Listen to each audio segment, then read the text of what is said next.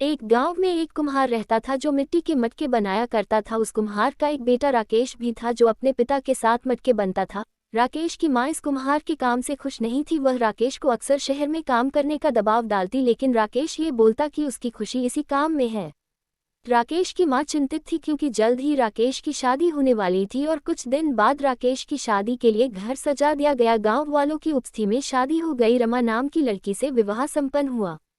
एक दिन राकेश की मां ने रमा से भी यही बात कही कि उसका बेटा उसकी बात नहीं मानता, वह शहर नहीं जाता काम के लिए। उसने रमा को कहने को बोला। अगले दिन आभा राकेश के पास गई और उसने शहर जाने की बात कही, लेकिन राकेश मिट्टी के मटके बनाने में खुशी जाहिर करते हुए माना कर दिया।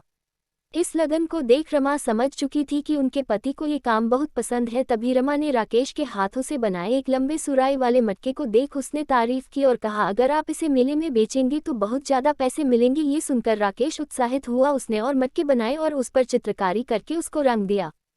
फिर वह मेले ले जाकर मटके बेचने के लिए खड़ा हुआ। उसके सारे मटके शाम तक बिक चुके थे। उसने घर आकर अपने पिता को बहुत ज्यादा पैसे दिए। उसी रात राकेश ने रमा से पूछा कि अगर हम मिट्टी की फ्रिज बनाए, यानी मिट्टी की अलमारी जिसमें सब्जी रखी जा सके, जो बिना बिजली की चलती हो। रमा ने बोले, क्या आप ऐसी अलमारी बना सकते, फिर हम और ज्यादा पैसे कमा सकते हैं।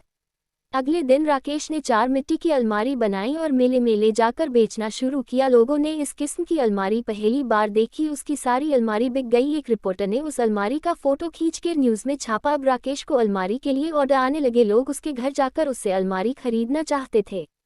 ये सब मां को देख अपनी गलती का एहसास हुआ और अपनी बहू रमा को धन्यवाद दिया।